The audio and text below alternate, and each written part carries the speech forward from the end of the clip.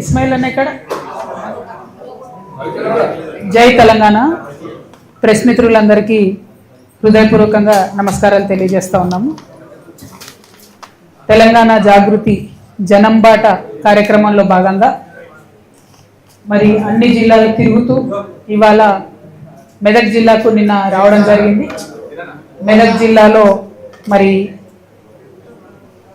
మా పర్యటన ప్రారంభం అవడమే నవంబర్ 14వ తారీఖు కాబట్టి రండి వరలక్ష్మక్క ఇస్మాయిల్ అన్న రండి తొందరగా ఇటు ఒక చేరి రండి ఇస్మాయిల్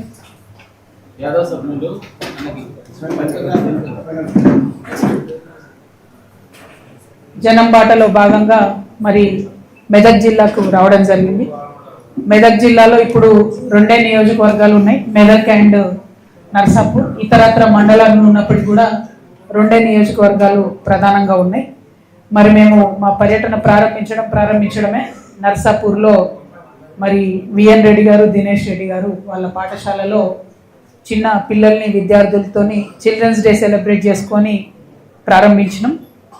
మరి నేను చాలా బలంగా నమ్మేటటువంటి అంశాల్లో ఏ దేశమైనా ఏ రాష్ట్రమైనా చిన్నపిల్లల్ని వృద్ధులను బాగా చూసుకోగలిగితే ఖచ్చితంగా బాగుపడుతుందని బలంగా నమ్ముతాను. అనేక చట్టాలు ఉన్నాయి పిల్లల ప్రొటెక్షన్ కోసం, అనేక చట్టాలు ఉన్నాయి సీనియర్ సిటిజన్స్ ప్రొటెక్షన్ కోసం, కానీ అవి అమలు అవ్వడం లేదు. వాటి అమలు మీద కూడా మనందరం దృష్టి పెట్టాల్సినటువంటి అవసరం ఉన్నది ప్రభుత్వాలుగా.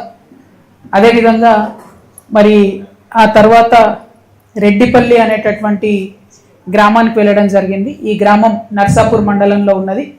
ఆ గ్రామంకి ఒక విచిత్రమైన పరిస్థితి ఉన్నది. ఒక పక్క RRRలో వాళ్ళ భూములు పోతున్నాయి, ఇంకొక పక్క కాళేశ్వరంలో వాళ్ళ భూములు పోయినాయి, ఇంకొక పక్క రైల్వే లైన్ వాళ్ళు వచ్చి సర్వే చేసి పేరు అది ఎటు దిక్కు వస్తుందో అర్థం కాని పరిస్థితి ఉన్నది.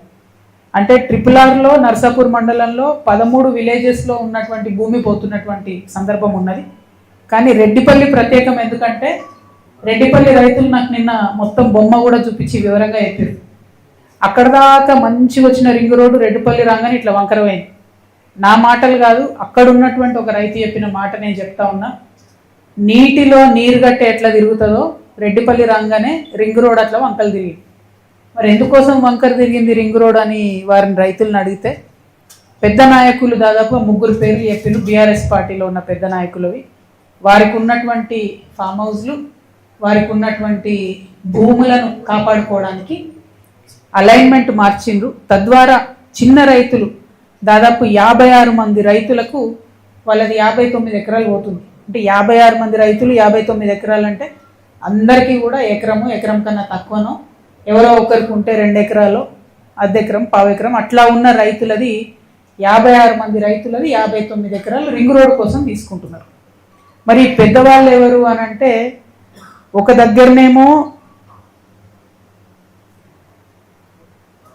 దగ్గరనేమో రెడ్డిపల్లి, చిప్పల్తిర్తి, తునికి ఈ 3 గ్రామాల మధ్యలో ఒక 400 ఎకరాల ఫామ్ హౌస్ వచ్చింది. దాని అలైన్మెంట్ మార్చి ఈ ఫామ్ హౌస్ పక్క నుండి పోయేటట్టు చేసుకున్నారు. తద్వారా ఆ భూమి విలువ పెరగాలని అక్కడ ఒక 5 స్టార్ రిసార్ట్ రన్ చేస్తూ ఉన్నారు. దాంట్లకు ఈ గ్రామాల ప్రజలకు ఎంట్రీ లేదట. సో ఈ గ్రామస్తులు అక్కడ ఏముందో చూద్దామని పోతే బైక్ మీద దొంగతనంగా మేము సంగారెడ్డి వాళ్ళం, హైదరాబాద్ వాళ్ళం అని చెప్తే అందులోకి రానిచ్చిలేరు ఫంక్షన్ ఉన్నప్పుడు. వాళ్ళు చూసొచ్చి చెప్పినటువంటి మాట గ్రామస్తులు, ఇది నాకు ప్రూఫ్ లేదు, కాకపోతే వాళ్ళు చెప్పేటటువంటి పేరు ఈ ఫామ్ హౌస్ హరీష్ రావు గారిదని చెప్తా ఉన్నారు, అందుకని అలైన్మెంట్ మార్చినారని చెప్తున్నారు. అదేవిధంగా చిన్న చింతకుంట గ్రామంలో గంగుల కమలాకర్ గారికి 15 ఎకరాల ల్యాండ్ ఉంది. అక్కడ 15 ఎకరాల్లో ఆయన కెమికల్ ఫ్యాక్టరీ పెట్టాలని కూడా వారు ట్రై చేస్తే చిన్న చింతకుంట గ్రామస్తులందరూ కూడా మరి వ్యతిరేకం చేస్తే ఆ ప్రపోజల్ ఆయన ఆపేసి, కానీ ఓనర్షిప్ వారిదే ఉందని చెప్తా ఉన్నారు. నాకు క్లారిటీగా లేదు. అయితే దానికోసం అలైన్మెంట్ మార్చిరని చెప్తున్నారు. అంటే లిటరలీ వాళ్ళు నన్ను చెరువు దగ్గర తీసుకుపోయి చూపించారు. ఫస్ట్ అలైన్మెంట్లో గంగుల కమలాకర్ గారి ద్వారా ల్యాండ్ ద్వారా పోతుంది కాబట్టి మార్చిండ్రు. ఇంకొక అలైన్మెంట్ ఈ 400 ఎకరాలు హరీష్ రావు గారిది అని చెప్పబడుతున్నటువంటి ల్యాండ్ పక్క నుండి వచ్చేటట్టు మార్చిండ్రు. ఇంకొక అలైన్మెంట్ మన నవీన్ రావు గారు అని ఎమ్మెల్సీ ఉంటారు, ఆయనది 18 ఎకరాల ల్యాండ్ ఉంది, ఆ ల్యాండ్ పోకుండా మార్చిరు అని చెప్తుంది. సరే ఇది ఎవరి ల్యాండ్ ఏందన్నది వాళ్ళు వచ్చి క్లారిటీ ఇచ్చుకోవాలి. ఎందుకంటే గ్రామస్తులు పదే ఈ పేర్లే ఎత్తురు నిన్న. మీరు అందరు కూడా చూసి లైవ్ ఉంది, సీక్రెట్ ఏం లేదు, అదే పేర్లు చెప్తూ వచ్చి. ఇక్కడ నా బాధ ఏంటంటే ఇట్లాంటి విషయాలు కేసీఆర్ గారికి తెలిస్తే ఎట్టి పరిస్థితుల్లో వాళ్ళు ఒప్పుకునేవారు కాదు. ఇది నేను ఇక్కడ అబ్జర్వ్ చేసిన నిన్న మెదక్లో. ఎందుకు ఓడిపోయినాం మెదక్ అని ఆలోచన చేసి ఇట్లాంటి పనులు చేయడం వల్ల ఓడిపోయాను. కేసీఆర్ గారి కళ్ళకు గంతలు కట్టి ఇట్లాంటి పనులు చేయడం ద్వారా ఓడిపోయాను. సరే, నేను బీఆర్ఎస్లో లేను, కానీ లోపాలు ఏంది అని అనలైజ్ చేసుకోవాలి కాబట్టి చెప్తాం. పక్కన నర్సాపూర్ పోయినాం, తొగొంట పోతుంటే షెడ్ మన మడిగలు ఉంటాయి కదా, మడిగలల్లో ఎస్టీ బాలుర హాస్టల్ నడిపిస్తారు, ఎస్టీ బాయ్స్ హాస్టల్. మడిగలు, లిటరల్లీ మడిగలు. 5వ తరగతి నుంచి 12వ తరగతి వరకు పిల్లలు ఉంటారు. అంటే ఏంటంటే ఆ మడిగే పక్కకే రోడ్డు పోతుంది, స్టేట్ హైవే, విపరీతమైన స్పీడ్తో వెహికల్స్ పోతుంటాయి. ఆ టీచర్లకు ఎంత కష్టం అంటే ఆ పిల్లల్ని కాపాడుకోవాలి, వాళ్ళు బయటకు పోకుండా. పిల్లలు ఆడతారు, మగపిల్లలు దుందుడుకు ఉంటారు, ఏమైనా అయితే ఎవరు రెస్పాన్సిబిలిటీ? మనకేం అవసరం లేదు. ఎందుకంటే ఆ మడిగలకు ఎక్స్ఎమ్మెల్యే మదన్ రెడ్డి గారికి నెలకు 1,60,000 రూపాయలు కిరాయి వస్తుంది, బాజాప్తా బై చెక్ వస్తుంది. అంటే ఈ హాస్టల్ని, ఎస్టీ బాయ్స్ హాస్టల్ ఏదైతే పెట్టిరో అది కనుక కేసీఆర్ గారు చూసుంటే ఎట్టి పరిస్థితులలో ఒప్పుకునే వాళ్ళు కాదు. ఎస్టీ బాయ్స్ హాస్టల్ శాంక్షన్ చేసిరు, దానికి డెఫినెట్గా ఒక సేఫ్ బిల్డింగ్ ఉండాలి. అంటే అప్పుడున్న ఎమ్మెల్యే గారు ఆయన మడగల్ని ఇచ్చేసిరు. ఎంత అన్యాయం అండి. సరే పోనీ టెంపరీగా లేదో 2 నెలలు 3 నెలలు నలిపినట్టు ఒకటి. 5 సంవత్సరాల నుంచి అదే కథ. 5 సంవత్సరాలలో మార్చుకోరాదా? పోనీ 2 నెలలు 3 నెలలు ఐ అండర్స్టాండ్. కానీ 5 సంవత్సరాల తర్వాత కూడా ప్రత్యేకంగా బిల్డింగ్ కట్టించకుండా, లేదు మంచి బిల్డింగ్లోకి మార్చకుండా చాలా అన్యాయం. ఇది చాలా దారుణం. ఇప్పుడున్న ప్రభుత్వాన్నైనా నేను రిక్వెస్ట్ చేస్తున్నా, ఇమీడియట్గా హాస్టల్ మార్చండి దయచేసి. నేను వెళ్ళి చూసిన, అక్కడ కూర్చొని పిల్లలతో పాటు తిన్నా, మంచిగా ఉంది, ఫుడ్ బాగుంది, టీచర్స్ ప్రయత్నం చేస్తున్నారు. కానీ ఎంత ప్రయత్నం చేసినా రోడ్డు మీద కూర్చొని వాళ్ళు ఏం చదవాలి, ఆ పొల్యూషన్ ఎట్లుంటుంది, దయచేసి ఆలోచించవలసిందిగా ఇప్పటి ప్రభుత్వానికి నేను చెప్తా ఉన్నా. సో బేసికల్లీ సెకండ్ రెడ్డిపల్లి ప్రాంతానికి పోయినప్పుడు ఆ రెడ్డిపల్లి రైతుల బాధలు వర్ణనాతీతంగా ఉన్నాయి. వారి కోసము కలెక్టర్ గారు వచ్చి ఏం చెప్తారంటే, మీ ట్రిప్లర్లో పోయేటటువంటి మీ భూమిని నేను 3 విడతలుగా పేమెంట్ చేస్తాను అని చెప్తున్నాడు కలెక్టర్ గారు. కానీ ప్రజలు నమ్మడం లేదు. నేను కోరేది ఒకటే కలెక్టర్ గారిని, మీరు 3 విడతలుగా డబ్బులు ఇస్తా అంటే 3 విడతలుగా ఎకరానికి మీరు ఇస్తానన్నటువంటి 44 లక్షల రూపాయలు కాకుండా 1 కోటి రూపాయలు ఇవ్వాలని అక్కడ డిమాండ్ చేస్తూ ఉన్నారు ప్రజలు. అది కూడా మీరు రిటర్న్లో ఇవ్వండి, రాసి ఇవ్వండి, మేము 3 దఫాలుగా ఈ 1 కోటి రూపాయలు పేమెంట్ చేస్తామని రైతులు భూమి ఇవ్వడానికి రెడీగా ఉన్నారు. లేదంటే అక్కడ కాళేశ్వరం కాలువ ఏదైతే ఆ ఊరు నుంచి పోతుందో అక్కడ ఒక 156 ఏకర్స్ 156 ఎకరాలు ఎక్సెస్ ఉన్నది ల్యాండ్. భూమికి బదులుగా భూమి ఇవ్వమని అక్కడ రైతులందరూ కూడా వాళ్ళ మాటగా మీడియా తరఫున ప్రభుత్వానికి చెప్పమని నాకు నిన్న కోరినారు. భూమి బదులు భూమి ఇచ్చినా వెళ్ళిపోతాం, లేదు 1 కోటి రూపాయలు పర్ ఏకర్ ఇస్తాం, 3 దఫాలుగా ఇస్తామని రాతపూర్వకంగా ఇచ్చినా వెళ్ళిపోతామని చెప్పి వారు కోరడం జరిగింది. అయితే ఇక్కడ ఇంకొక సమస్య ఏముందంటే, పాపం చాలా మంది వేములఘాట్లో, మల్లన్న సాగర్లో భూములు పోయిన వాళ్ళు వచ్చి రెడ్డిపల్లిలో కొనుక్కున్నారు. ఇప్పుడు వాళ్ళ ల్యాండ్ మళ్ళీ పోతుంది ట్రిప్లర్లో. సో బీభత్సమైన పరిస్థితి ఉంది. ఇక్కడ ఈ ఒక్క జిల్లాలోనే కాదు, నేను నల్గొండలో కూడా ఇదే పరిస్థితి చూసిన. సో నేను ప్రభుత్వాన్ని రిక్వెస్ట్ చేసేది ఏంటంటే, డబుల్ ఎవరి అయితే మనం ల్యాండ్ అక్వైర్ చేస్తున్నామో వాళ్ళకు కొంత సానుభూతితో ఆలోచించి మంచి ధర ఇవ్వవలసిందిగా నేను రిక్వెస్ట్ చేస్తూ ఉన్నాను. ఆ తర్వాత మేము గన్పూర్ ఆయకట్టుకు పోయినాం, ఏడుపాయల దుర్గమ్మను దర్శించుకున్నాం. అయితే అమ్మవారు సంవత్సరం పొడుగుతా ప్రతి సంవత్సరం ఒక 60 రోజులు మునిగిపోతూ ఉన్నారు కాబట్టి గన్పూర్ ఆయకట్టు ఎత్తు పెంచాలి అని చెప్పి మేము డిమాండ్ చేస్తూ ఉన్నాం. ఎత్తు పెంచడానికి డబ్బులు ఆల్రెడీ శాంక్షన్ అయి ఉన్నాయి. కానీ ఇరిగేషన్ మంత్రిగా మరి అప్పుడు హరీష్ రావు గారే ఉండే, కానీ ఆయన ఎందుకో మరి పట్టించుకోలేదు. ఈ గన్పూర్ ఆయకట్టు 0.2 TMC ఉండే, ఇసుక పేరుకపోయి 0.138 TMCకి దాని కెపాసిటీ పడిపోయింది. సో తర్వాత డెసిషన్ జరిగింది 0.3 TMCకి కెపాసిటీ పెంచాలని చెప్పి 43 కోట్ల రూపాయలు 2016లో మంజూరు చేసి, కానీ 2024 వరకు కూడా ఖర్చు పెట్టింది ఎంత అంటే 18 కోట్లు. మరి మీరే ఇరిగేషన్ మినిస్టర్గా ఉన్నారు హరీష్ రావు గారే, ఆయనే ఫైనాన్స్ మినిస్టర్గా ఉన్నారు. మెదక్ అంటేనే హరీష్ రావు, హరీష్ రావు అంటేనే మెదక్ అని చెప్పినటువంటి పరిస్థితి. ఎందుకు మరి ఇంత జాప్యం జరిగిందన్నది తప్పకుండా ప్రజలకు చెప్పాల్సినటువంటి అవసరం ఉంది. అదేవిధంగా 1.72 అడుగుల ఎత్తు పెంచితే పాపన్నపేట మండలంలో నాగసాన్పల్లి, షేరిపల్లి, కోడపాక, గాజులగూడెంలో భూములు పోతా ఉన్నాయి. కొల్చారం, చిన్న గన్పూర్ కొల్చారం మండలంలో చిన్న గన్పూర్ సంగాయిపేటలో కూడా భూములు పోతా ఉన్నాయి. అయితే భూములు అక్వైర్ చేసుకోవడానికి 13 కోట్లు కావాల్సి ఉంటే కేవలం 5 కోట్లు రిలీజ్ చేసి. అయితే ఇక్కడ మెదక్లో నేను ఒక పెక్యులియర్ సిచ్యువేషన్ అబ్జర్వ్ చేసిన, వేరే జిల్లాలో లేనటువంటిది. మొదలుపెట్టిండ్రు 3 ప్యాకేజీలు కాళేశ్వరం 17, 18, 19. అవసరమైన డబ్బు ఎంత అంటే 2,562 కోట్లు, కానీ ఇచ్చింది ఎంత 991 కోట్లు. అంటే 1/3 డబ్బులు వచ్చినాయి దీనికి. దాంతో నిన్న పోయిన చోటల్లో రైతులు ఏం చెప్తున్నారంటే, వచ్చిరు మా భూములు తీసుకున్నారు, తవ్విండ్రు, వదిలేసిండ్రు, ఇటు నా నీళ్ళు వస్తలేవు, అటు ఆ భూములు సాగు చేసుకునే పరిస్థితి లేదు, ఇదెక్కడి బాధ అంటున్నారు. మరి ఇది ఇట్లా ఎందుకు జరిగింది? నేనైతే నిజామాబాద్ దాటి ఎప్పుడు బయటికి రాలేదు ఈ 10 ఏళ్లలో. మెదక్లో బీభత్సమైనటువంటి అభివృద్ధి జరిగి ఉంటుంది, మరి చాలా పెద్ద నాయకులు ఉన్నారు కదా అని అనుకున్నా. చాలా దారుణమైనటువంటి పరిస్థితులు ఇక్కడ చూస్తూ ఉన్నాం. ఈ పరిస్థితులు మారాలి. ఇప్పుడున్నటువంటి ప్రభుత్వం అన్న వీరిని పట్టించుకోవాలని చెప్పి నేను చాలా సీరియస్గా డిమాండ్ చేస్తూ ఉన్నాం. అదేవిధంగా ఆ తర్వాత మేము మెదక్ చర్చ్కి వచ్చినాం. చర్చ్లో చాలా అద్భుతంగా పెద్దలంతా ప్రార్థన చేసి దీవించి పంపించినారు. ఆ చర్చ్ కోసం ప్రభుత్వం ఇచ్చినటువంటి హామీలు ఏవైతే ఉన్నాయో మొన్న 100 సంవత్సరాలు నిండినప్పుడు ఆ హామీలు త్వరితగతిన పూర్తి చేయాలని చెప్పి నేను కోరుతా ఉన్నాను. అదేవిధంగా తర్వాత డబుల్ బెడ్రూమ్ రూమ్స్ ఇల్లు పిల్లి కొట్టాల దగ్గరికి పోయినాం మేము. కేసీఆర్ గారు పెద్దలు ఉన్నప్పుడు వారి హయాంలో కట్టించారు. అయితే ఇప్పుడు వచ్చిన ప్రభుత్వము వాళ్ళు అక్కడ డబుల్ బెడ్రూమ్ ఇండ్ల ఆక్యుపెంట్స్ అందరూ కూడా కేసీఆర్ కాలనీ అని పేరు పెట్టుకున్నారు. దాన్ని తీసేసి బాబా కాలనీ అని పెడుతుర్రట ఇప్పుడున్నటువంటి ప్రభుత్వం.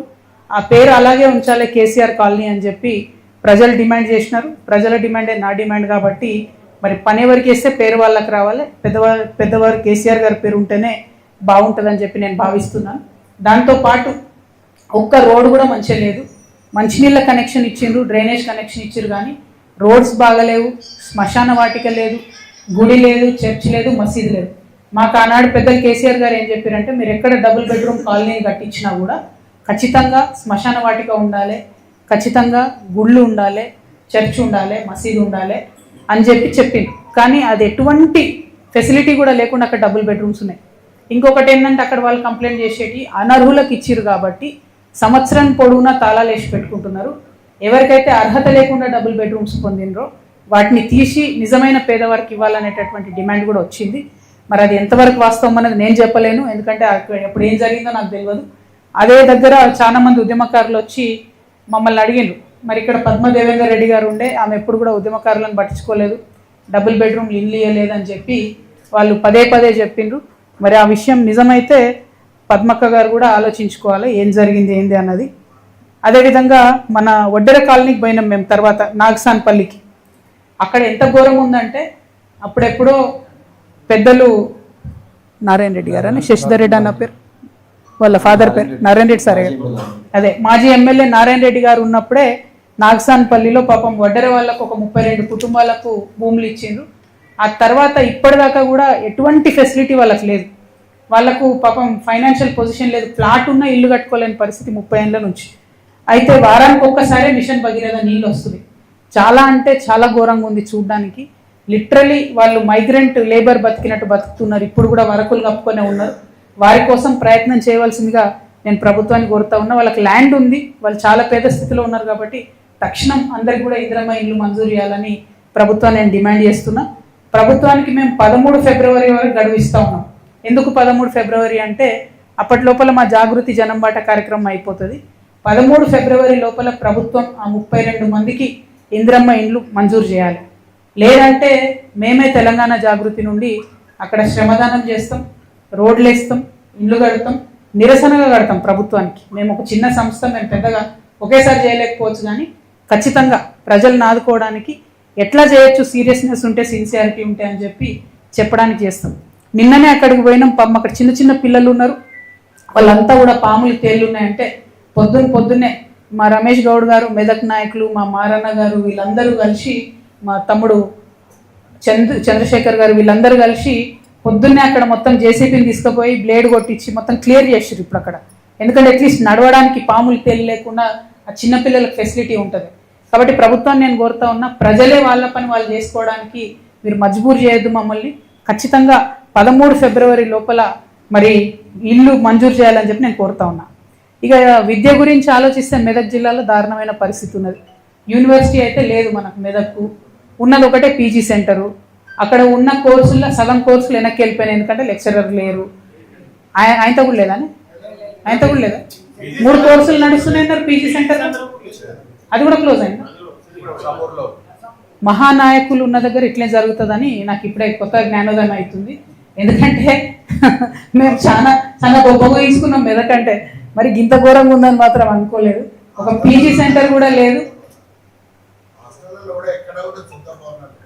పీజీ సెంటర్ లేదు. కాబట్టి పీజీ సెంటర్ని మరి తక్షణమే తీసుకురావాలి. అదేవిధంగా ఇక్కడ జోన్ ఏదైతే ఉందో సిరిసిల్ల జోన్లో ఉన్నాం మనం. దీంతో హైదరాబాద్లో వచ్చే ఏ ఉద్యోగానికి కూడా ఇక్కడ యువతి యువకులకు అవకాశం వస్తలేదు. కాబట్టి హైదరాబాద్కి కూతవేటు దూరంలో ఉంది. కాబట్టి ప్రభుత్వం ఆలోచన చేసి మరి చార్మినార్ జోన్లో మెదక్ నర్సాపూర్ కలపాలని చెప్పి నేను డిమాండ్ చేస్తూ ఉన్నాను. అదేవిధంగా ఇందాక అన్న చెప్పినట్టు ఎక్కడ కూడా ఒక్క హాస్టల్ కూడా సొంత భవనం కనిపిస్తలేదు. మెడికల్ కాలేజ్ ఇచ్చిరు ఇక్కడికి, అందులో 100 సీట్లతో ఇచ్చిరు. హాస్టల్ భవనం సరిగ్గా లేదని 50 ఇప్పుడు కొడంగల్కి పట్టుకపోయారు 50 సీట్ల అందుకే. ముఖ్యమంత్రి గారు మీరు ఒకవేళ మెదక్ల ఫెసిలిటీ బాగాలేకపోతే బాగా చేయాలి, కానీ ఇక్కడ ఉన్నటువంటి సీట్లు మీ కాన్స్టిట్యున్సీకి పట్టుకపోవడం అయితే కరెక్ట్ కాదు. ఇక్కడ ఉండేటటువంటి నర్సింగ్ కాలేజ్ కానీ మెడికల్ కాలేజ్ కానీ తక్షణమే మంచి భవనాలు కట్టాలి. ఎందుకంటే 180 కోట్లు శాంక్షన్ అయ్యి 3 ఏళ్ళు అవుతుంది భవనాల కోసం. నర్సింగ్ కాలేజ్కి 20 కోట్లు శాంక్షన్ అయ్యి చాలా రోజులు అవుతుంది. కానీ 20 ఎకరాలు ల్యాండ్ అక్వైర్ చేయాలంటే అందులో ఓన్లీ 12 ఎకరాలు మాత్రమే ల్యాండ్ అక్వైర్ అయింది. కాబట్టి ఈ ఫండ్ అంతా కూడా ఆగిపోయింది. దాన్ని అడ్వాంటేజ్ తీసుకొని ఇక్కడ రావాల్సిన సీట్లను సీఎం గారు తీసుకుపోయి కొడంగల్లో పెట్టుకున్నారు. ఇది కరెక్ట్ కాదు. మెదక్ జిల్లా ప్రజలకు మెడికల్ కాలేజ్ అందుబాటులోకి రావాలి. అయితే ఈ లోపల ఇవన్నీ సగం సగం చేసిన పనులు కాబట్టి ఏం జరిగిందంటే ఆ హాస్పిటల్ని టీచింగ్ హాస్పిటల్ చేసి ఇప్పుడు అది నా గర్కానా ఘాట్కా అన్నట్టు అయిపోయింది. అటు ఫుల్ టైం హాస్పిటల్ కాదు, ఇటు పిల్లలు నేర్చుకునేటటువంటి పరిస్థితి లేదు. సో మెదక్ జిల్లా ప్రజలకు చాలా ఇబ్బందికరంగా మారింది. అదేవిధంగా ఉపాధి అవకాశాలు చూసుకున్నట్టయితే చిన్న పెద్ద ఒక 300-400 కంపెనీలు ఉన్నప్పటికీ కూడా మెయిన్ చెరుకు ఫ్యాక్టరీ మూతపడ్డది. కాబట్టి పెద్దగా అవకాశాలు లేకుండా పోయినాయి ఉపాధి అవకాశాలు అని చెప్పి ఇక్కడ ప్రజలు భావిస్తూ ఉన్నారు. నిన్న మెదక్ పట్టణంలో నాకు బతుకమ్మలు బోనాలతో వెల్కమ్ చెప్పడానికి వచ్చిన ఆడపిల్లలు, ఒక ఆడపిల్ల నా దగ్గరకు వచ్చి, నాకు అడ్వాంటేజ్ ఉంటుంది, ఆడపిల్లలందరూ నా దగ్గరకు వచ్చి హత్తుకొని మాట్లాడుతుంటారు. పాప మా అమ్మాయి వచ్చి నాకు సీక్రెట్గా చెవులు చెప్తుంది, అక్క మేము 200 మంది ఉన్నాము, కుట్టు పని నేర్చుకున్నాం, ఏదైనా చిన్న కంపెనీ పెట్టేవా ప్లీజ్ అని నన్ను అడుగుతున్నాను. చాలా బాధ అనిపించింది. తప్పకుండా మెదక్లో మంచి కంపెనీలు రావడం కోసం ఒక సంస్థగా మేము కూడా ప్రయత్నం చేస్తామని మెదక్ బిడ్డలందరూ కూడా చెప్తా ఉన్నాం. అదేవిధంగా ఇక వ్యవసాయానికి సంబంధించి ఇందాక మాట్లాడుకున్నట్టు కాళేశ్వరంలో 150,000 ఎకరాలు ఇక్కడ సాగు కావాలి, కానీ ఒక్క చుక్క కూడా కొత్తగా నీరు రాలే. నిజాం హయాంలో కట్టినటువంటి 1905లో కట్టినటువంటి గన్పూర్ ఆయకట్టు వచ్చే నీళ్ళే ఇప్పటి వరకు కూడా మనకు దిక్కు. ఒక్కటంటే ఒక చుక్క నీరు కూడా అదనంగా హరీష్ రావు గారు ఇరిగేషన్ మంత్రిగా ఉన్నా కూడా రాలేదు. ఇది చాలా దారుణమైనటువంటి పరిస్థితి. అదేవిధంగా చాలా మంది రైతులు చెప్తా ఉన్నారు, సరే వీళ్ళు ప్రాజెక్టులు కడుతున్నారు, చాలా అంటే ఆలోచించదగ్గ విషయం. ప్రాజెక్టులు కడతా ఉన్నారు, కానీ ప్రాజెక్టులు కట్టి నీళ్ళు ఇస్తే రైస్ ప్రొడక్షన్ పెరిగితే కనీసం గోడౌన్ ఎక్కడ కడతలేరు, ఆలోచన కూడా చేస్తలేరు. మళ్ళీ మేము ధాన్యం అంతా ఎండపోసుకోవాలి, ఎండపోసే పరిస్థితి లేదు, వాన కొడితే మొత్తం మునిగిపోయే పరిస్థితి ఉందని చెప్పి చెప్తా ఉన్నారు. కాబట్టి మరి దానికి సంబంధించి కూడా ఆలోచన చేయాలని చెప్పి నేను డిమాండ్ చేస్తూ ఉన్నా. ఇక మనకు 4 మున్సిపాలిటీస్ ఉన్నాయి, మెదక్, రామాయణపేట, నర్సాపూర్, అట్లానే తూప్రాను. కేసీఆర్ గారు ఇదివరకు మెదక్కు 50 కోట్లు, మిగతా 3 మున్సిపాలిటీలకు 25 కోట్లు ఇస్తామని చెప్పి ప్రకటించారు. మరి వచ్చినాయో రాలేదో నాకు తెలియదు, కానీ మొన్న రామాయణపేట వరదలలో మునిగిపోతే మాత్రం చాలా బాధ అనిపించింది. అక్కడి నుంచి రామాయణపేటలోని కదిలిస్తే వాళ్ళ దుఃఖం చెప్పవశం అయితే లేదు.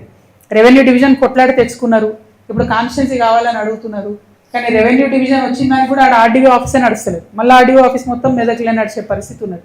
చాలా అంటే చాలా దారుణమైనటువంటి అడ్మినిస్ట్రేషన్ ఉంది. కొత్త జిల్లా అయినా, కొత్త మండలాలైనా, కొత్త రెవెన్యూ డివిజన్ అయినా 12 ఏళ్ళైనా ఫలితాలు మెదక్ జిల్లా ప్రజలకు దక్కకపోవడం మాత్రం కేవలం ఇది రాజకీయ నాయకులు, ఇక్కడ ఉండేటటువంటి నాయకులు చేసినటువంటి లోటే. ఈ విషయాలు నేను మళ్ళీ చెప్తున్నా, యాజ్ అ డాక్టర్ చెప్తలేను, యాజ్ అ క్యాడర్ చెప్తున్నా. కేసీఆర్ గారు ఈ విషయాలు తెలిస్తే మాత్రం ఎట్టి పరిస్థితిలో ఊరుకోరు. వారి కళ్ళకు గంతలు కట్టి వీళ్ళు ఇక్కడ అరాచకాలు చేసిండ్రు. దానివల్లనే దానివల్లనే ఇక్కడ మెదక్లో బీఆర్ఎస్ పార్టీ అధోగతి పాలైందని చెప్పి నేను చాలా బలంగా నమ్ముతా ఉన్నాను. అదేవిధంగా మెదక్ రామాయణపేట నేషనల్ హైవే దానికి సంబంధించి మంచి లేదు. మా ఎంపీ రఘునందన్ అన్నగారు దానికి బాధ్యత తీసుకోవాలని చెప్పి నేను కోరుతా ఉన్నాను. ఇక మెదక్లో చాలా సమస్యలు ఉన్నాయి. కాకపోతే ముఖ్యమంత్రి గారు కూడా వచ్చి ఇక్కడ శంకుస్థాపన చేసిపోయినట్టున్నారు. రామాయణపేటలో యంగ్ ఇండియా స్కూల్ కడతాం 205 కోట్లతోనని 2024 డిసెంబర్లో శంకుస్థాపన చేసిపోయిన ఆయన. మీరు కూడా మర్చిపోయారు, మేము కూడా మర్చిపోయాం, ప్రజలు కూడా మర్చిపోయారు. కాబట్టి దాని మీద ముఖ్యమంత్రి గారు శ్రద్ధ పెట్టాలని చెప్పి నేను కోరుతా ఉన్నా.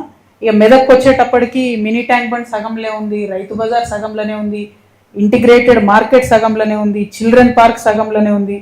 వైకుంఠధామం తీసుకుపోయి ఊరు బయట కట్టిరు, 10 ఫీట్ల లోపలికి కట్టిరు. వాన పడితే కనీసం శవాన్ని దహనం చేసేటటువంటి పరిస్థితి కూడా మెదక్లో లేదు. ఇక మరి రింగ్ రోడ్ కావాలని చెప్పి ప్రజలు అడుగుతూ ఉన్నారు, ఖిల్లాని డెవలప్ చేయాలి, టూరిజం వస్తుందని అడుగుతున్నారు. ఇవన్నీ కూడా అయిపోయి ఉంటాయి ఈపాటికే. మెదక్ అంటే నెక్స్ట్ న్యూయార్క్ అనుకున్నా నేను. మెదక్ వచ్చినాక తెలిసింది ఇంత గొప్ప గొప్ప నాయకులు ఉన్న దగ్గర కూడా మరి ఇన్ని కష్టాలు ఉంటాయని చెప్పి. సరే, ఇవన్నీ ఇక మనము మాట్లాడుకుంటూ ఎంత మాట్లాడుకున్నా కష్టాలు తీరవు. కానీ జరగాల్సినటువంటి అభివృద్ధి మాత్రం జరగాలని చెప్పి నేను బలంగా కోరుకుంటూ, మీ అందరికీ తెలుసు తెలంగాణ జాగృతి జనం బాటలో భాగంగా ఒక నినాదంతో మేము బయలుదేరినాం. ఆ నినాదం ఏంటిది అంటే, ప్రపంచవ్యాప్తంగా ప్రజలకు మంచి జరగాలని కొంత ఆలోచన పరులు ఎక్కడ బయలుదేరినా కూడా సిన్సియర్గా చేసినటువంటి ఆ ఉద్యమాలన్నీ కూడా సక్సెస్ అయినాయి. మొట్టమొదటిది ఫ్రెంచ్ రెవల్యూషన్, స్వేచ్ఛ, సమానత్వం, సౌభ్రాతృత్వం అనేటటువంటి నినాదంతో బయలుదేరినటువంటి ఫ్రెంచ్ ప్రజలు సాధించుకున్నారు, లిబర్టీస్ వచ్చిన వాళ్ళు. ఆ తర్వాత మన దగ్గర దానికి కూడా మెదక్ గడ్డనే పురుడు పోసింది. భూమి కోసం, భుక్తి కోసం, విముక్తి కోసం అని మన తెలంగాణ రైతులు సాయుధ రైతాంగ పోరాటం చేస్తే దాన్ని కూడా మనం సక్సెస్ చేసుకున్నాం. ఆ తర్వాత కేసీఆర్ గారి నేతృత్వంలో నీళ్లు, నిధులు, నియామకాలు అని చెప్పి మనం తెలంగాణ భౌగోళిక రాష్ట్రం కోసం పోరాటం చేస్తే దాన్ని కూడా సాధించుకున్నాం. ఇవాళ నేననేది ఏంటంటే, మన తెలంగాణ సామాజిక తెలంగాణగా పరిడవిల్లాలంటే, ప్రతి ఒక్కరికి మంచి జరగాలంటే సామాజిక తెలంగాణ సాధన కోసం తెలంగాణ జాగృతి ముందడుగేసింది. అవకాశం, అధికారం, ఆత్మగౌరవం అనే నినాదంతో మేము ముందుకెళ్తా ఉన్నాం. ప్రతి ఒక్కరికి పరిపాలనలో అవకాశం రావాలి, దాంతో అధికారం రావాలి, దాంతో ఆత్మగౌరవం రావాలి. ఇప్పటి వరకు కూడా ఏ ఒక్క చిన్న పదవి అనుభవించినటువంటి అనేక కులాల వారు ఉన్నారు, అనేక వర్గాల వారు ఉన్నారు. వారికి అవకాశం రావాలి, మా ఆడబిడ్డలకు మంచి మంచి అవకాశాలు రావాలి. ఎటువంటి పొలిటికల్ బ్యాక్గ్రౌండ్ లేనటువంటి యువతీ యువకులకు మంచి అవకాశాలు రావాలి. అది జరగాలంటే సామాజిక తెలంగాణ సాధనే మార్గం. మరి హైదరాబాద్కి కూతవేటు దూరంలో ఉన్నటువంటి మెదక్ జిల్లాలో పర్ క్యాపిటల్ ఇన్కమ్ అంటే తలసరి ఆదాయం 2,24,000 రూపాయలు ఉన్నది. అదే యావరేజ్ తెలంగాణ తలసరి ఆదాయం 3,17,000 పైచిల్కు ఉన్నది. అంటే ఇంత కూతవేటు దూరంలో ఉన్నప్పుడు కూడా ఇంత డిఫరెన్స్ ఉంది అని అంటే అందరికీ ఫలాలు సరిగ్గా అందలేదనేటటువంటిది స్పష్టమవుతున్నది. కాబట్టి సరైన అవకాశాలు రావాలని చెప్పి నేను బలంగా కోరుతా ఉన్నాను. ప్రత్యేకించి మన యువతకి గ్రూప్ 1 ఉద్యోగాలలో ఈ ప్రభుత్వం చేస్తున్నటువంటి అన్యాయం, తెలుగు మీడియంలో, ఉర్దూ మీడియంలో రాస్తున్నటువంటి వాళ్లకు మన ప్రభుత్వం చేస్తున్నటువంటి, ఈ ప్రభుత్వం చేస్తున్నటువంటి అన్యాయం. అదేవిధంగా ఎప్పుడు ఎవరు ఉద్యోగాలు అడిగినా కూడా ఉట్టి గ్రూప్సే అన్నట్టు మభ్య పెడతా ఉన్నారు. కానీ వాస్తవానికి పోలీసులలో నియామకాలే జరుగుతలేవు, మొత్తం ఖాళీగా ఉన్నాయి. జేఎల్లు, డిఎల్లు, ఏఈలు వీళ్ళది మాట్లాడతలేరు. అసలు హెల్త్ సెక్టార్స్లో ఏఎన్ఎంస్, ల్యాబ్ టెక్నీషియన్స్ వాళ్ళని తీసుకుంటలేరు.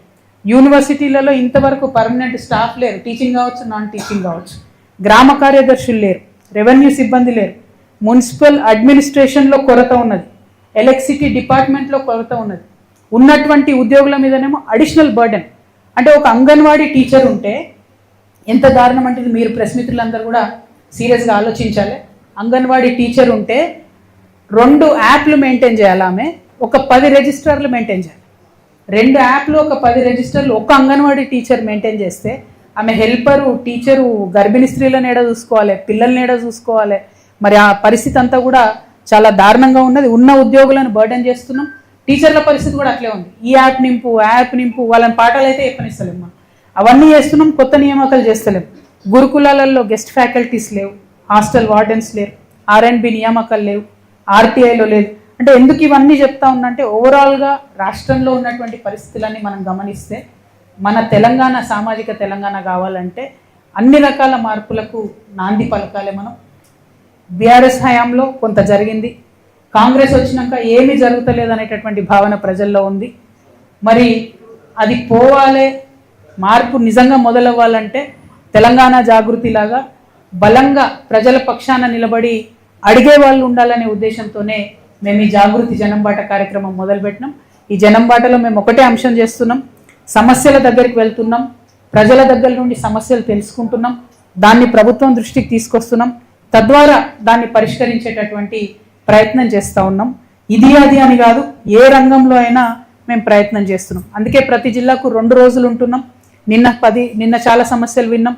ఇలా పొద్దున కూడా ఇక్కడికి వచ్చేటప్పుడు నేను పాల రైతులతో మాట్లాడి రావడం జరిగింది.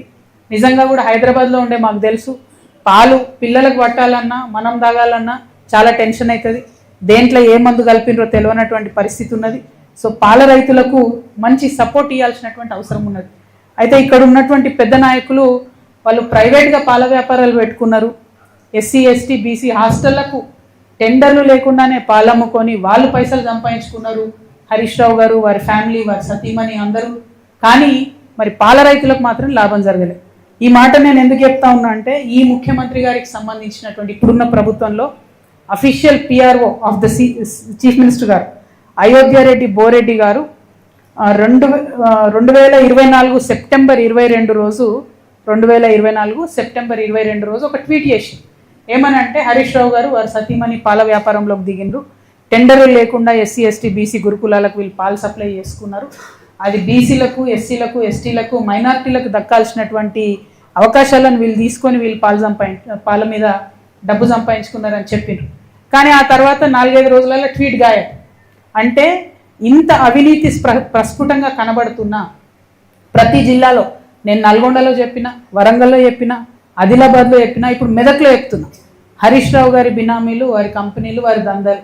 ఇంతవరకు ముఖ్యమంత్రి గారు కనీసం కదులుతలేరంటే హరీష్ రావు గారికి ముఖ్యమంత్రి గారికి ఉన్న అండర్స్టాండింగ్ ఏంటిది, ఎందుకోసం ఆయనను కాపాడుతున్నాడు, ఈ ముఖ్యమంత్రి గారు చెప్పాల్సినటువంటి అవసరం ఉంది. అట్లానే అనేక విషయాలు మీ దృష్టికి తీసుకొచ్చినాం. ఈ తర్వాత ఈ ప్రెస్ మీట్ తర్వాత మరి మెదక్ జిల్లాలో ఉండేటటువంటి పెద్దవాళ్ళు, ఇంటలెక్చువల్స్ అందరినీ కూడా కలుస్తున్నాం. ఆ తర్వాత మళ్ళీ ఇంకా కొన్ని సమస్యలు చూసుకొని మేము హైదరాబాద్ వెళ్ళడం జరుగుతుంది. మీ అందరికీ మెదక్ జిల్లా ప్రజలకు ముఖ్యంగా నేను ఇచ్చేటటువంటి మాట ఏంటంటే, తెలంగాణ జాగృతిలో వచ్చిరా పోయినరా అన్నట్టు కాదు. మేము ఏ జిల్లాకు పోయినా వెళ్ళే ముందు మంచిగా మళ్ళీ అడాక్ కమిటీలు వేసుకుంటున్నాం. మా కమిటీల ద్వారా ఈ సమస్యల మీద నిరంతరం పోరాటం చేస్తాం. తప్పకుండా తెలంగాణ జాగృతి సంస్థ ఇదివరకు ఎట్లా అయితే బలంగా ఉండేనో అంతకంటే ఎక్కువ బలోపేతం చేస్తాం. ప్రతినిత్యం ప్రజల్లో ఉంటాం. ఈ రాష్ట్రంలో ఒక ప్రశ్నించే శక్తిగా, ప్రజల యొక్క వజ్రాయుధంగా తెలంగాణ జాగృతి మారుతుంది రాబోయే కాలంలో అని స్పష్టం చేస్తూ మీ అందరికీ ధన్యవాదాలు తెలియజేస్తా ఉన్నాను. Thank you. జై తెలంగాణ, జై జాగృతి.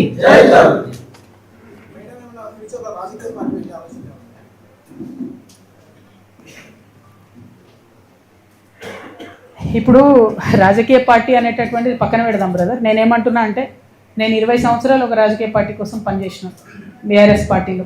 అంతకుముందు తెలంగాణ జాగృతి సంస్థ ఇండిపెండెంట్గా ఒక 6 సంవత్సరాలు నడుపుకున్నాను. నడిపినప్పుడైనా, రాజకీయ పార్టీలో పనిచేసినప్పుడైనా నాకు అర్థమైంది ఒకటే, ప్రజల పక్షాన నిలబడడం ఇంపార్టెంట్. పార్టీ పెట్టినామా, సంస్థగా ఉన్నామా అన్నది కాదు, ప్రజల పక్షాన నిలబడడం ఇంపార్టెంట్. ఇప్పుడు రాష్ట్రంలో ఉన్న పరిస్థితులు మీరు చూస్తున్నారు. నిన్న జూబ్లీ హిల్స్ ఉప ఎన్నికలు వచ్చిన రిజల్ట్ మీరు చూసిండ్రు. ఏం జరిగింది? మొత్తం ఊర్లలో ప్రతి చోట ఎక్కడ పోతున్నా కాంగ్రెస్కి వ్యతిరేకత ఉన్నది. అది మీకు కూడా తెలుసు. అంత వ్యతిరేకత ఉన్నా అన్ని వేల మెజార్టీతో కాంగ్రెస్ పార్టీ ఎట్లా గెలిచింది, ఎందుకు గెలిచింది అంటే, అనుకున్న స్థాయిలో ప్రతిపక్షమైనటువంటి బీఆర్ఎస్ అందుకొని పనిచేయలేకపోతుంది అన్నది క్లారిటీగా అర్థమవుతున్నది. అక్కడ వాళ్ళు సోషల్ మీడియాలో ఉద్యమాలు చేస్తున్నారు తప్పితే కిందకు వచ్చి ఎటువంటి ఉద్యమాలు చేస్తలేరు. ఇంకొకటి, పేరుకు కృష్ణార్జునులు అని చెప్పుకొని ట్వీట్లు పెట్టుకొని వాళ్ళు ఒకళ్ళు జబ్బ ఒకళ్ళు జరుచుకుంటూ తప్పితే, ఒకళ్ళు వీపు ఒకళ్ళు జరుచుకుంటూ తప్పితే పెద్దగా క్షేత్రస్థాయిలో పనిచేయలేదని అర్థమైంది. అంటే ఇలా చాలా కుట్రలు కూడా జరిగినాయి అనుకోండి జూబ్లీ హిల్స్ ఎన్నికలలో. అవి సమయం సందర్భం వస్తే తప్పకుండా అవి కూడా చెప్తాం. కాకపోతే ప్రతిపక్షాలు ప్రజల ఎక్స్పెక్టేషన్ మేరకు పనిచేసినట్టయితే రిజల్ట్ మంచిగా వేరే రకంగా ఉంటుండే జూబ్లీ హిల్స్. సో ఆ ఎక్స్పెక్టేషన్కి తగ్గట్టుగా వాళ్ళు పనిచేస్తలేరు. అక్కడే తెలంగాణ జాగృతి వచ్చి ప్రజల మధ్య నిలబడి ప్రశ్నించాల్సినటువంటి అవసరాన్ని గుర్తించినాం కాబట్టి ఇంత పెద్ద కార్యక్రమం తీసుకొని ప్రతి జిల్లాకు కూడా వెళ్ళి పనిచేస్తా ఉన్నాం. Thank you. జై తెలంగాణ, జై తెలంగాణ, జై జాగృతి.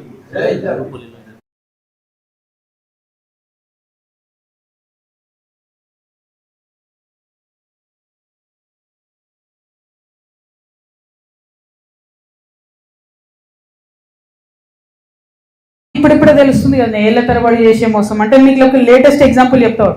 నిన్న జూబ్లీ హిల్స్ ఎన్నికల్లో నేను ఒక మాట చెప్పిన, నాకు జూబ్లీ హిల్స్ ఎన్నికతో సంబంధం లేదు భయ్ అని చెప్పిన.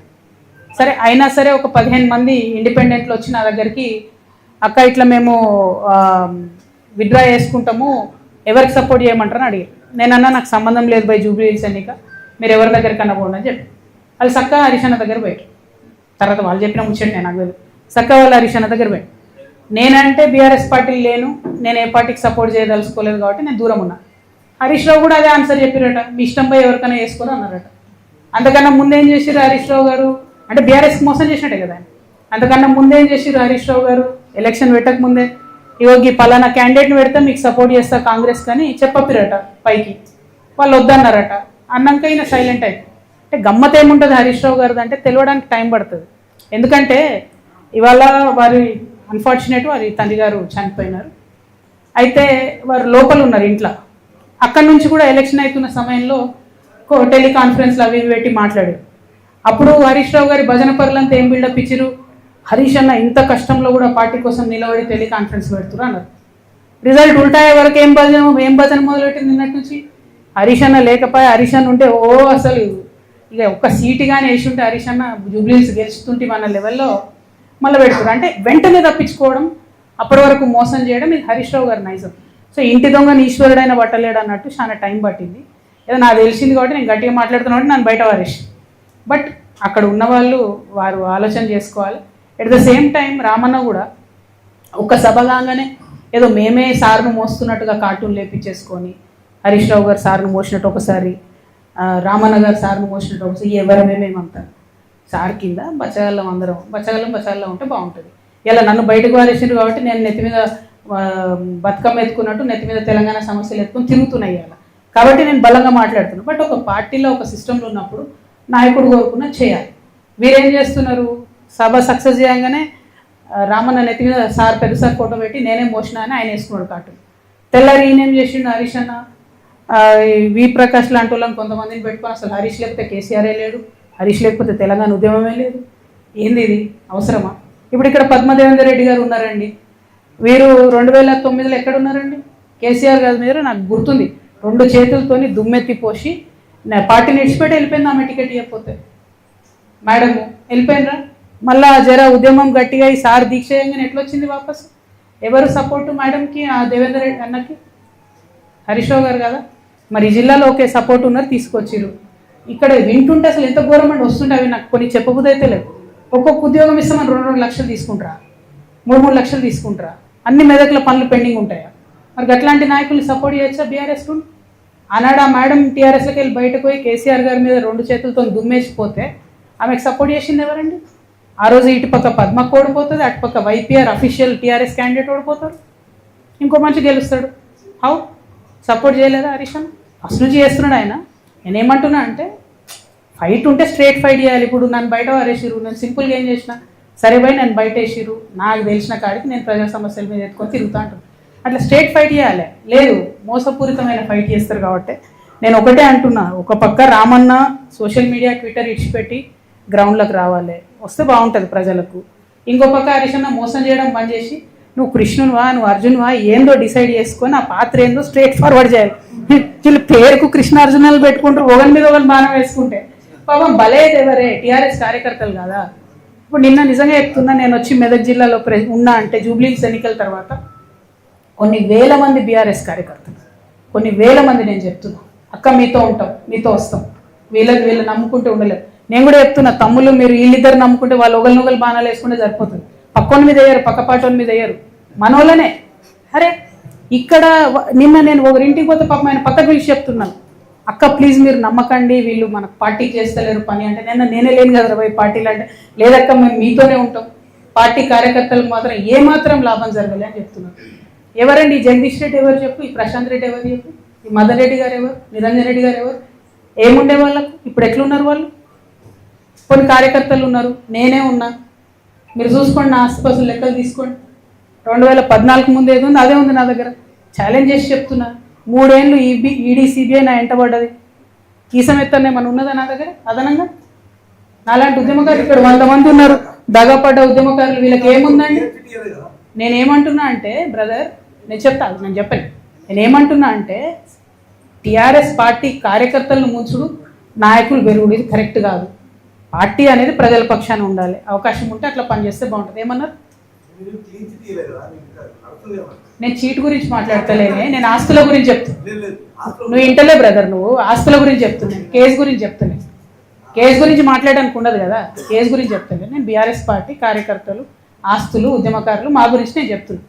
यहाँ मेदक में हमारे बहुत सारे माइनॉरिटी भाई हैं, उन सबको भी मैं सलाम करती हूँ और हमारे माइनॉरिटी भाई बहनों से यही गुजारिश करती हूँ कि जो तेलंगाना में जो इज़्ज़त, जो हिस्सा, जो अपना हक हमें मिलना था पॉलिटिकली, जॉब्स वाइज अभी तक नहीं मिला। एजुकेशन वाइज बड़े साहब केसीआर साहब ने उन कोशिश किया, तालीम के वास्ते उन्होंने टिमरी से एक सेपरेट लगा के बहुत अच्छा उन्होंने सहूलियत किया, लेकिन बहुत और भी इश्यूज है जिनको हमें एड्रेस आज भी करना है।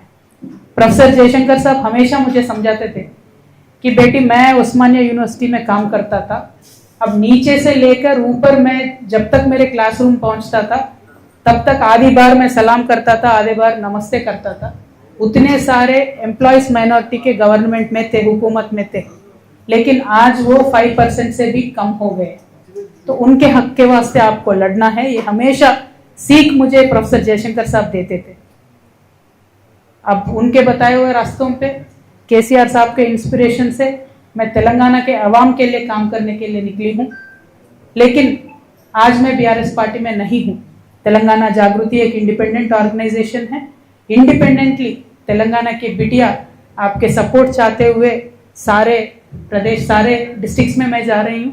डिस्ट्रिक्ट में जितने भी आप हमारे मसाइल है उनको हुकूमत को बता के एक सोल्यूशन निकालने के लिए मैं मेरा कोशिश कर रही हूँ, और ये कोशिश तभी कामयाब होगा जब मैं आवाम के दरमियान रहूँगी। तो इसीलिए मैं आवाम के दरमियान आई हूँ, आपकी मदद चाहती हूँ। हर एक पहलू में हमें उर्दू को सपोर्ट करना है, माइनॉरिटी क्रिश्चियन को सपोर्ट करना है, माइनॉरिटी मुस्लिम को सपोर्ट करना है, माइनॉरिटी सिख को सपोर्ट करना है। For example minority Urdu working journalist union है, उनको आज तक एक्रेडिशन नहीं मिला है, तो हमारा पूरा मदद है आपको भी एक्रेडिशन रेगुलर जर्नलिस्ट के जैसा मिलना चाहिए। आपको भी यहाँ जो मेदक में जर्नलिस्टों को घर दिए बता रहे, उनमें भी आपको हक मिलना चाहिए। అయితే నిజమో కాదో మరి మీ జర్నలిస్టులకు ధైర్యం ఉందో లేదో నాకు తెలియదు, కానీ మీ జర్నలిస్టులకు ల్యాండ్ చేయడానికి కూడా పైసలు తీసుకున్నారని తెలిసింది నాకు. 3 లక్షల రూపాయలు తీసుకొని ప్లాట్లు ఇచ్చినట్టు తెలిసింది. 4 అన్న 3 వాస్తవం అనేది. ఇక చూడు, నేనేం చెప్పాలన్న, ఈ ఘోరమైన పరిస్థితి ఉన్నది మెదక్లో. మాకు దూరం నుంచి చూసి మెదక్ అంటే చాలా గ్రేట్ ఉంటుంది, అసలు మేరు పర్వతం అనుకున్నాను నేను. మేలిమయ్యుండు పొట్ట విప్పి చూస్తే పురుగులు ఉన్న కథ ఉంది ఇక్కడ చూస్తే. బట్ ఏమైందన్న,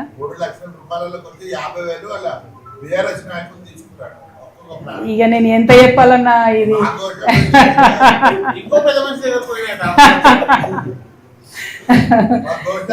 ఏమైందో నాకు తెలియదు, కానీ పట్టాలు కూడా ఆపి అయ్యకపోతే ఇక మీరు జర్నలిస్ట్లే అడగకపోతే నేనేం అడగాను మీ తరఫున, మీకు అంతేనా? ఓకే, అయితే మిమ్మల్ని నేను కోరేది ఒకటే, ఈ విషయాలు, ఈ వాస్తవాలు గమనించుకొని ఇప్పటికన్నా ప్రతిపక్షంలో ఉన్న బీఆర్ఎస్ పార్టీ బాగుపడితే మంచిది. లేకపోతే మాలాంటి సంస్థలు ప్రజల పక్షాన మాట్లాడుతూనే ఉంటాయి, మేము ఇట్లనే ప్రశ్నిస్తుంటాం, ప్రతి జిల్లాకు తిరుగుతుంటాం. Thank you. జై తెలంగాణ, జై జాగృతి.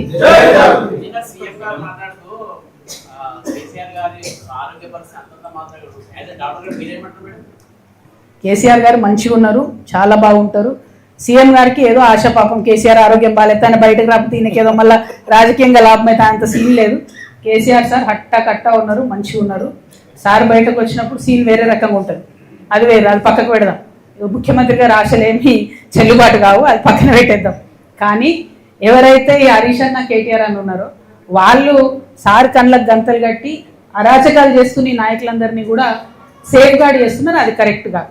మనము కార్యకర్తలను కాపాడుకోవాలి, నాయకులను కాదు. ఆ విషయం వారు గమనించుకుంటే బాగుంటుంది.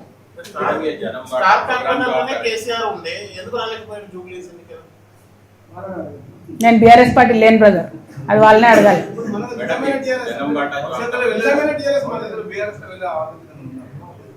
जन्म बांटा जो प्रोग्राम है आपका, ये किसके खिलाफ आपका ये बांटा प्रोग्राम है? मेरे सिर्फ मसाइलों के खिलाफ है, पॉलिटिकली किसी के खिलाफ भी प्रोग्राम नहीं है। मैं क्या कर रही हूँ साहब, हर एक जगह पे जा रही हूँ, जहाँ जहाँ भी प्रॉब्लम है वो प्रॉब्लम को आपके जरिए हाईलाइट करने का कोशिश कर रहे हैं. इसमें मीडिया का सपोर्ट बहुत है. आप मीडिया के जरिए हम प्रॉब्लम हाईलाइट करेंगे. अब सरकार हुकूमत जितना झुक के काम करेंगे सरकार के लिए अच्छा है, लोगों के लिए अच्छा है. हमारे जैसे ऑर्गेनाइजेशन हमेशा हमेशा आवाम के दरमियान रहने का ही कोशिश करना चाहते हैं. उसी में ये जन्म बाटा प्रोग्राम ही है. Thank you. చెప్పిన కదా, కేసీఆర్ గారు తండ్రిగా పిలిస్తే ఖచ్చితంగా పోతా, రాజకీయంగా పిలిస్తే ఎట్టి పరిస్థితులలో పోను. ఏ పార్టీలకు నేను ఎందుకు పోతాను? న్యాచురల్లీ నేనేమంటున్నా బ్రదర్ అంటే, అసలు ఫస్ట్ బీఆర్ఎస్ నుంచి వచ్చినటువంటి నాయకురాలు, బీఆర్ఎస్ నుంచి గెంటివేయబడ్డటువంటి నాయకురాలిగా బీఆర్ఎస్ లో ఉన్నటువంటి లోటుపాట్లను చెప్తున్నాం. సరి చేసుకుంటే ఎవరికి మంచిది? తెలంగాణ బిడ్డలకు, తెలంగాణ కార్యకర్తలకు, బీఆర్ఎస్ లో పనిచేసిన కార్యకర్తలకు మంచిది కాబట్టి చెప్తున్నాం. సరి చేసుకోలేదు అనుకోండి, జూబ్లీహిల్స్ లాంటి రిజల్ట్ రిపీట్ అవుతూ ఉంటుంది. దానివల్ల నష్టం ఎవరికి? తెలంగాణ ప్రజలకి. ఓకే, కాబట్టి బీఆర్ఎస్ అనుకున్న స్థాయిలో ప్రజల మధ్యలోకి వచ్చి పర్ఫామ్ చేయలేకపోతే మాలాంటి సంస్థలు ప్రజలకు అండగా నిలబడతాం. మేమే ప్రధాన ప్రతిపక్షంగా ఎదిగే అవకాశం కూడా ఉన్నది. Thank you. जय तेलंगाना, जय तेलंगाना. आप बैठिए सब, मैं आप ही के पास आ रही. दयచేసి जर्नलिस्ट